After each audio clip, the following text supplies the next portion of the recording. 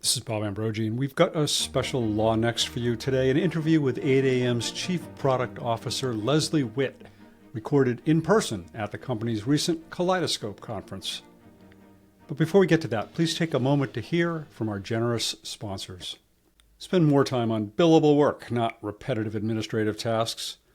Bill for Time, the most trusted name in legal time and billing software, is designed to effortlessly streamline your firm.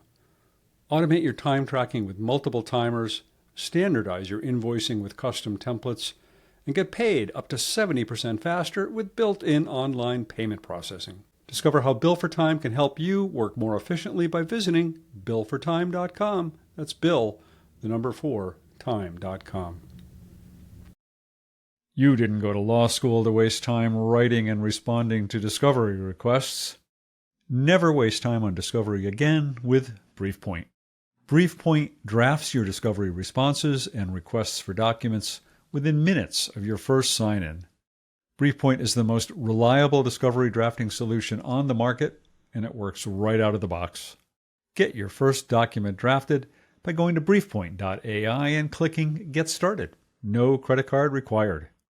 BriefPoint. Draft what matters, automate the rest. Welcome to a special edition of LawNext. I am here in Austin, Texas at the inaugural Kaleidoscope conference of the company 8am, which some of you may still remember as AffiniPay, which recently, just all of 2 weeks ago, rebranded as 8am. And I'm here with Leslie Witt, Chief Product Officer. Leslie, how are you doing? I'm doing great. Wonderful to be here with you today. Great to see you and great to meet you. Leslie, among other things, delivered the keynote this morning and made some announcements, which we're going to talk about a little bit. But before we get to any of that, I actually kind of wanted to just jump into a little bit about your background, because you actually just came to this company in May. We are sitting here now on September 2nd, is it, that we are here? September 3rd. Yeah. So it's been barely 5 months that you've been here. So tell us a little about who you are, where you come from, what experience you bring to this company. Thanks. This was a little bit of a return to my origin story, to be honest with you. So I spent a really formative part of my career focused on small businesses. First, when I established a practice, innovation consultancy IDEO, that was really focused on how do you develop money services that actually land people and businesses in better places. I went from consulting into my first corporate executive role at Intuit, focused on design and research and kind of new product development across the QuickBooks platform. And then COVID happened.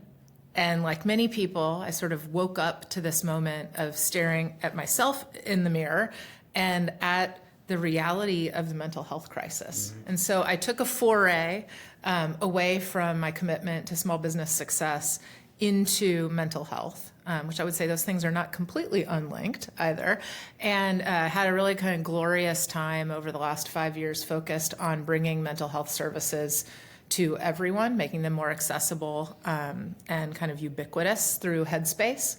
Mm-hmm. But I kept that passion for fintech and for small business success alive by joining the board at FreshBooks, which is an invoice and accounting platform. And as I was thinking about my next chapter, and what really drew me, I was very attracted to kind of coming back into this space, but expanding into zones I haven't been in before, which is specifically legal tech. And so as AffiniPay was, like kind of saying, hey, we're ready for our next chapter, both as a brand and as a platform, and we really want to harness the power of technology to improve customer experiences. It was sort of, it was a perfect union. Yeah. It's funny because when I was thinking about speaking to you and about the fact that you hadn't previously worked in legal, and I wanted to ask you about that, just as you just alluded to.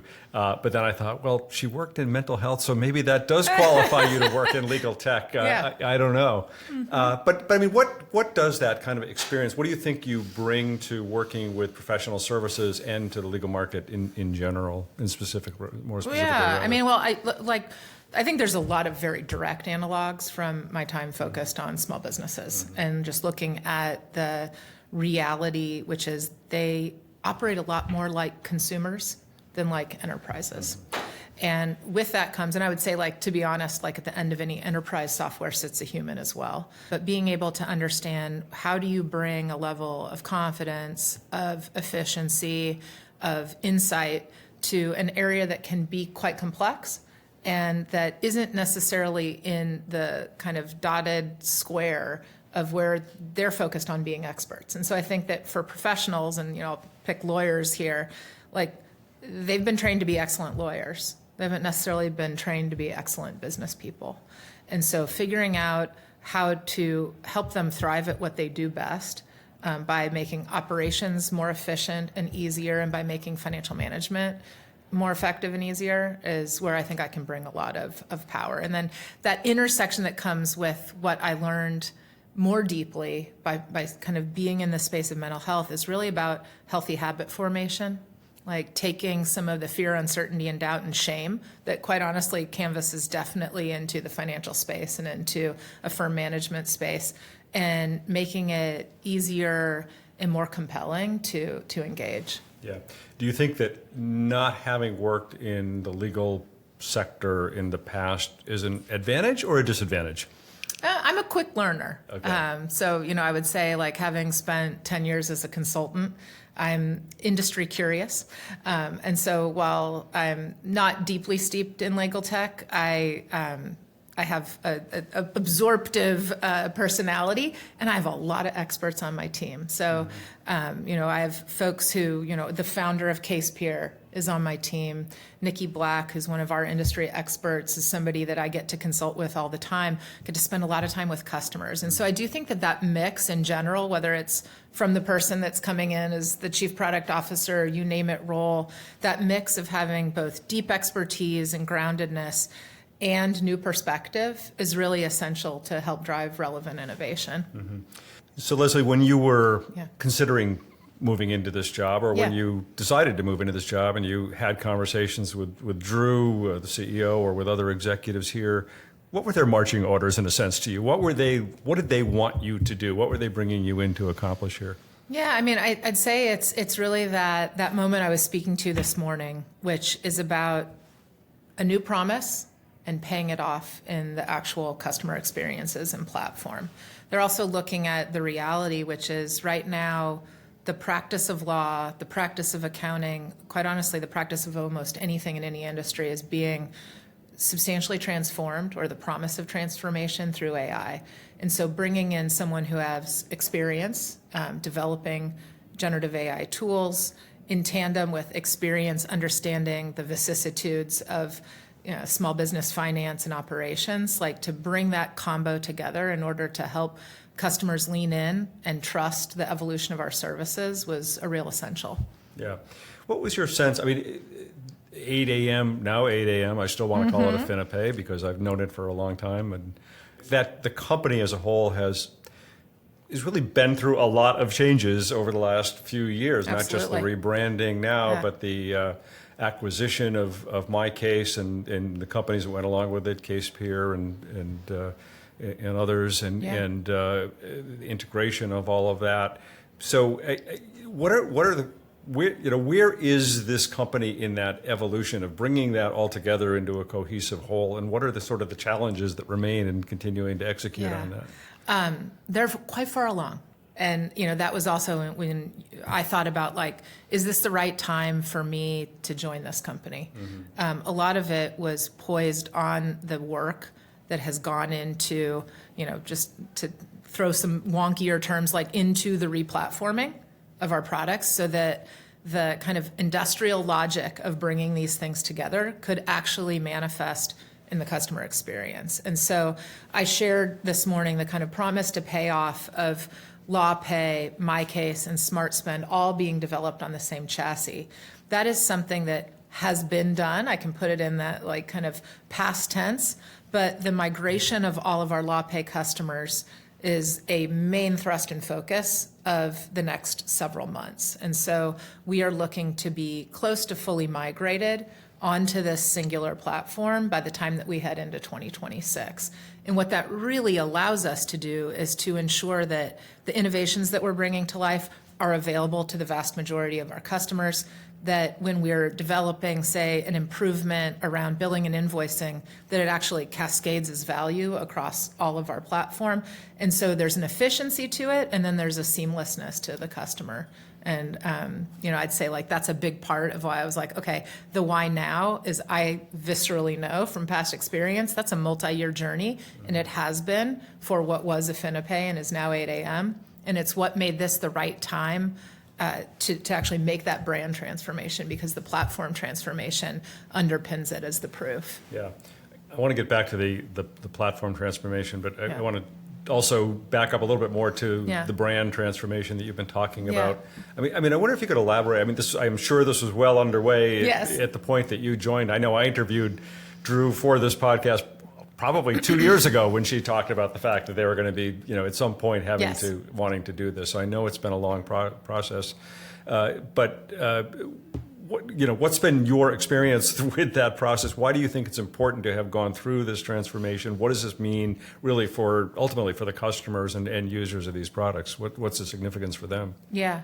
Well, I will tell you that while our product brands, MyCase, LawPay, Docketwise, CASEpeer, CPA Charge, are well known and well respected, our former company brand, AffiniPay, was mostly not known. Right. That's right. True. And so it had that dimension of being a kind of invisible presence that quite honestly spoke to an origin story that the company had evolved beyond. Yeah. It has pay in its title. Yeah. It's very hard to say like, oh, but we're more than payments when your name says pay. Yeah. And so there was a mismatch between who we are, current state, and the previous name, and then certainly around that and who we are aspiring to become, which is to ensure that as a brand that is a place where we're committed to helping professionals thrive, that's legal and more, that it's practice management, financial management, it's payments, it's the kind of whole kit and caboodle, and that it's aspirationally about the outcome that we're driving, not just the stuff. And so I think that's what got everyone excited, me very much included, about rolling into owning this new name and promise. Yeah, no, it's very true that, as you say, legal professionals that I would speak to would have no idea what AffiniPay is. They would know LawPay. They would know, as you say, they know the brands that are under that umbrella, but they didn't understand. They never heard the name AffiniPay, really, for the most part. So that makes a lot of sense. What about the actual branding itself? What have you heard in terms of what's the reception been to all of that, and what are people saying about it? So my origin story is in design. I actually was originally an architect of the build buildings kind, so I care a lot about how things look. And I would say that in any brand rollout, most of the people who talk are gonna give a little snark. But when it's snark plus positivity, that's a core win. And what we've heard are a good number of, I like the name. Hey, it's refreshing to see some energetic colors. And then overall, the way that's come to life within our product experiences has met with generally positive reception. So, people are wary of change, and I'd say that in a good way, it's raised customer expectations on us addressing some of the little negs that are about things that just aren't living up to their expectations, and we want that. Part of rolling out a more compelling brand is to say we're raising the bar on consumer expectations, and that's a bar that we can meet and will continue to promise to raise our game. Yeah. I forgot to. Actually, you reminded me that I saw that you had you got your master's degree in architecture. You worked in architecture for a while. How did you get from that to this? How much time do we have? No, not much.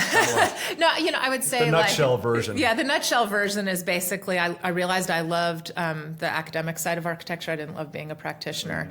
And I had one of those lucky moments where this company, IDEO, in the early 2000s had really come onto the scene big time, establishing the ideas around design thinking, and having companies of all types lean in to figure out what's my next iPhone.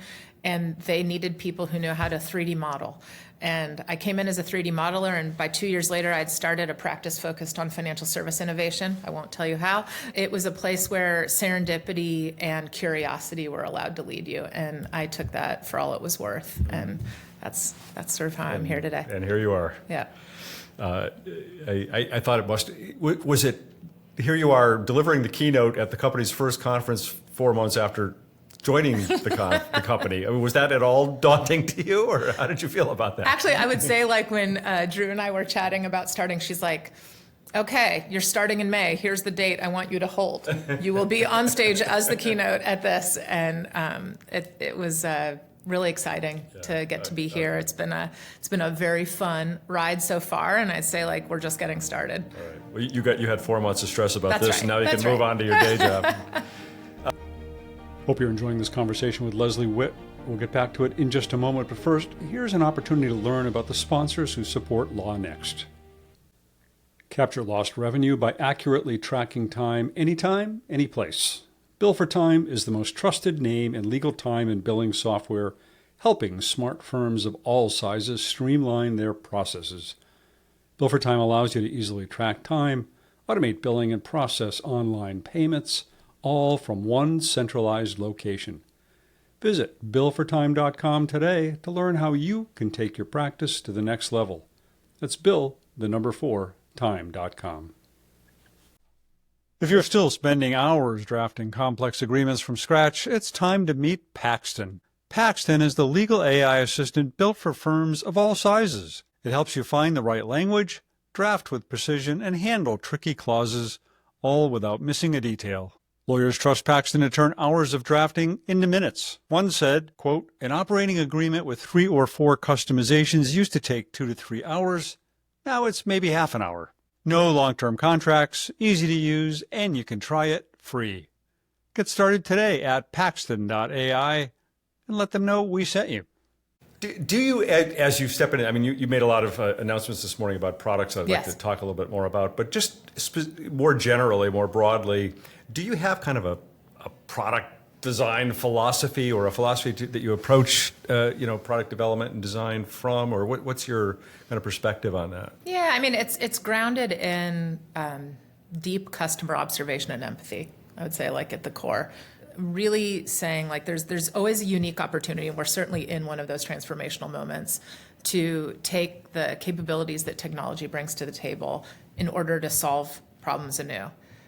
It's also very easy to get distracted by new technology and to get kind of enamored with solutions in search of a problem. And so I'd say, like, what I take from, honestly, my days as an architect and then anchored in a process methodology from my time at IDEO is you have to understand what they're seeking to do and foundationally connect the dots in a way that is simple and accessible. And that ends up being a golden pathway. Yeah. How do you do that in terms of understanding how lawyers and small firms are using technology or aren't using technology? I mean, how do you kind of communicate with your customers or understand what it is your customers want or need? I mean, really across a canvas, like, there's observation and conversation, and I do separate those two because a lot of times you want to see past what a person says they do, and you're like, intriguing. I'm observing something a little bit different, and try and understand what sits between those things. You look for workarounds.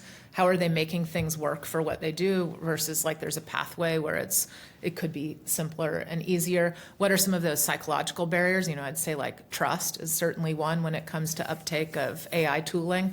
Sometimes it's business model, right? Like, if you're a lawyer and you're deeply married to hourly billing and you have this tool that sits here promising mass efficiency, well, there's, like, some innate tension between those things. So how might you help someone lean into business model evolution? So observation and conversation that meets rapid experimentation, right? Like, you are always looking to oscillate between a problem identified or an opportunity identified and the actual solution that you bring to life.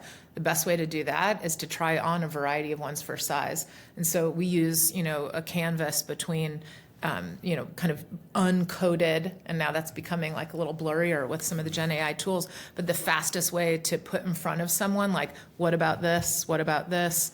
And to be able to garner those impacts and then grow that into something that's coded in beta but continues to live and evolve. Yeah, I was thinking just in the time I have been here, we're on the first day of this conference, at the morning of the first day of this conference, but I had a conversation this morning. I've had several conversations with lawyers who are customers, who are pretty sophisticated users of technology and your technology specifically.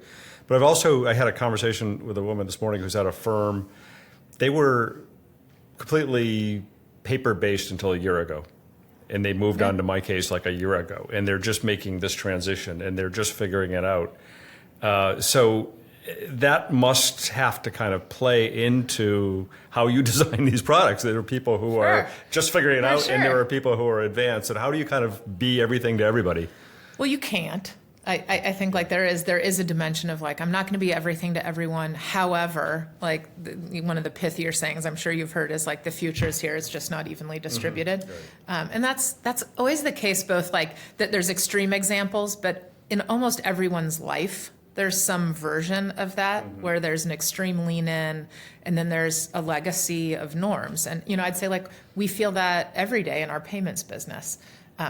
Lawyers still really like checks, right? And so the check may be dead in various parts of the world. The check is not dead when it comes to legal tech. Right. And that's even for firms who have deeply embraced digital payments. And so you're always in a kind of both and moment, and you want to make sure that the things that you're developing help nudge folks into more efficient and effective ways to operate, that you're always making sure they actually do that, and that you're creating room for diversity. Mm-hmm.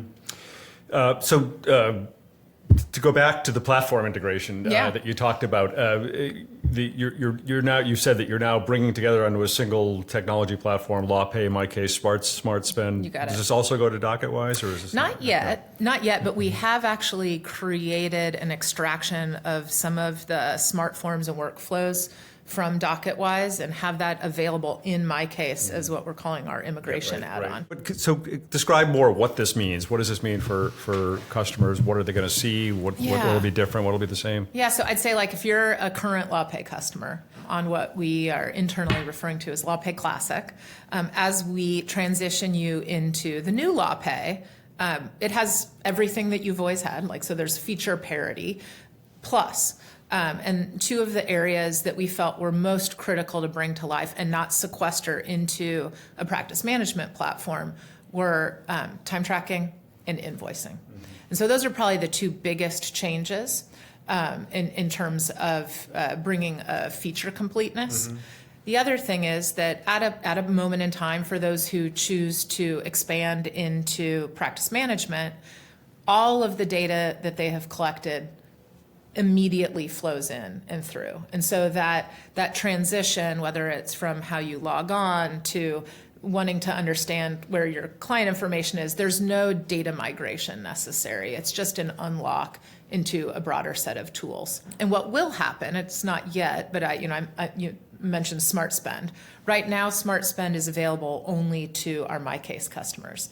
But because we now have the same platform logic across cases and clients, that's something that we are expanding over the coming months to our LawPay base.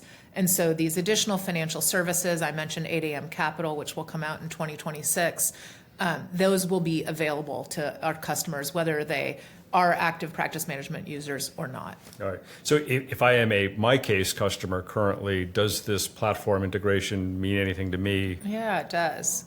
We have finally delivered all of the LawPay. No, is it not?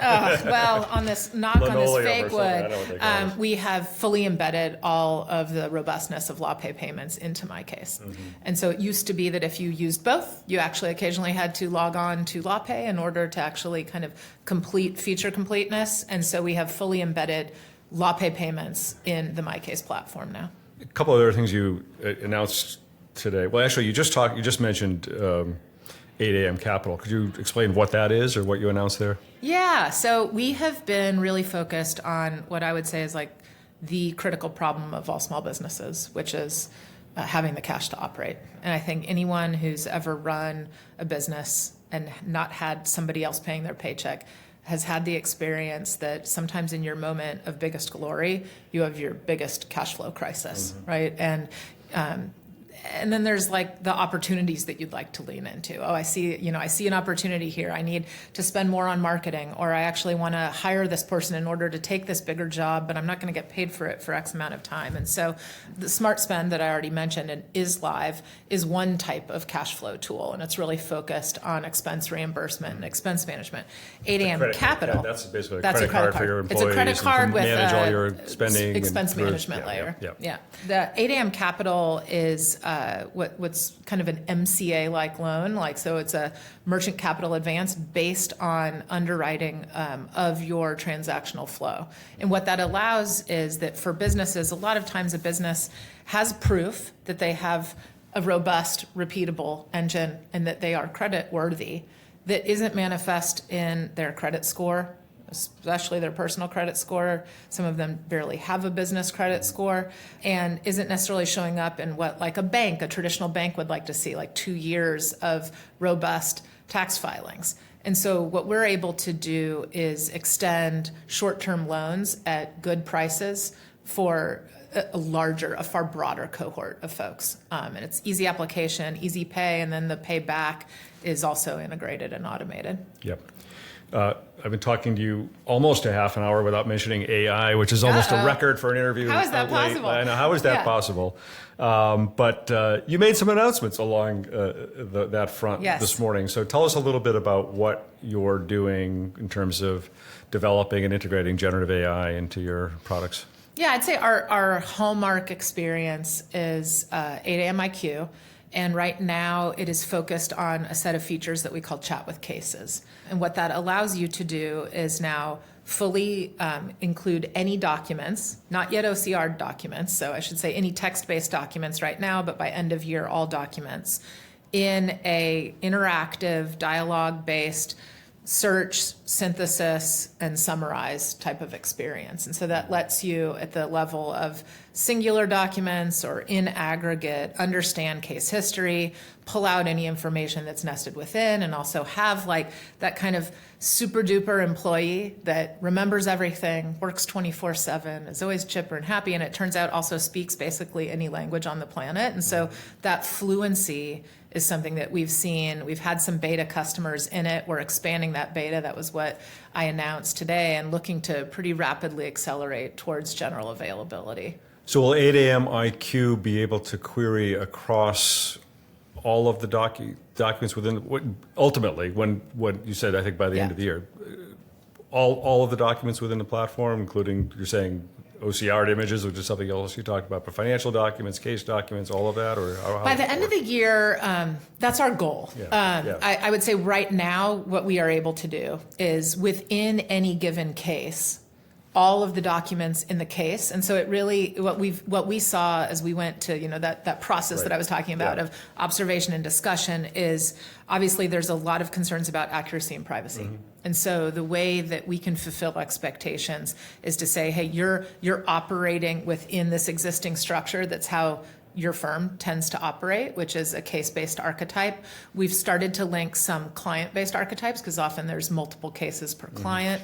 But it really kind of contains its document-based search, which will include OCR by the end of the year. So that 30% of image-based documents included, to be able to extract information. We are also simultaneously working on ensuring that the financial side of the case, right? And this would be more broadly kind of finances at a multi-case firm level are things that we can, if you are the right role and have the right permissions within the platform, unleash the power of generative AI on. And so some of the most common use cases are, who owes me money? All right, send a reminder, and take that dimension of communication, oversight, predictive action into the financial documents portion of the platform. I mean, you talked about, one of the other things you talked about was that you're going to be enhancing the ability to create custom reports within MyCase. How is custom reporting different from sort of financial IQ or financial AI. I mean, I assume report, you could also look into a report and say who owes me money and figure that out in your reporting. So how are the workflows or how are the use cases different? They blend. And so part of us redoing our reporting engine, one was to make it just faster and more effective. The second was to make it easier to customize reports to how a firm likes to see its own operations. But it was also to set the stage and to kind of create the right data structures so that insight that you might be going for that right now requires a report to be run and some level of knowledge of how to take that report and extract what you need to know can become as simple as just saying, who owes me money? Who owes me money that's more than 30 days overdue? Which of my employees is the most productive? Right? And so, the older way of doing that is to create reports that kind of provide that in a structured capacity. We definitely see there's blurry lines and that the scales will tip over time to simply being able to ask the question that right now require a report to answer. A much more natural process, really, and exactly. more immediate. What about on the sort of the case or matter level, not the financial level, but can you perhaps give me an example of how a beta user might use this now to ask a question about a matter that they're involved in? Yeah, I mean, I can share with you, we have a very active beta user who I think on average is using it around 60 times per day. And in that case, this individual is really like just using it as a massively advanced search mechanic. Just, tell me, I think I actually used an example while I was up on stage, which is a lot of give me the individual happens to be in family law. Tell me who all the family members are. What are their ages? And just being able to run those types of queries. It's great at that. I don't think that's necessarily where it's showcasing its utmost abilities. Where I get very excited is around some of the case history, help me understand what's happened, summarizing and synthesizing some of the key points and discussions that have been manifest in the documents that have been collected around the case. And so, again, that if your brain could hold all of that information, this is what each person wants to know, but right now it takes a lot of manual effort in order to extract that. You also mentioned this morning a new integration with NetDocuments for document management system. Probably self-explanatory. I don't know if we need to talk a lot about that. And just I'm watching the clock, and I know we have only a few more minutes to talk. But I was kind of curious before we do wrap up to hear a little bit more about where are we going from here. I talked this morning about this is the first Kaleidoscope. There's going to be another one next year, I guess. Already talking about that. How will this product how will these group of products, how will 8am have evolved from now to a year from now? Yeah, I'd say really three ways. One is, I kind of outlined the three legs of the stool that make up our promise and what I would say we see as our differentiation in the space, which is that we come from a deep kind of financial management, fintech foundation and extend into practice management. And that three legs of the stool that we think are very powerful when knit together well of payments, financial management, and practice management is something that we will continue to kind of weave together with greater and greater efficiency and effectiveness. AI will be some of that glue that allows those things to work that much more kind of effectively together in a way that's simple and insightful and powerful. So that's kind of the second layer. And then the third is really, we are a platform that's focused on professionals, not just legal. And so I'd say what you should expect to see from us is a concerted expansion into other industries. We have a little bit of that with the way that we have CPA charge today, but we see a lot of synchrony with the accounting and bookkeeping space, and also some blur that happens across. You think about, say, estate law or immigration, and really figuring out what this sensible path is to take vertical specialization, but to take it in such a way that we can bring it to life for multiple verticals at once.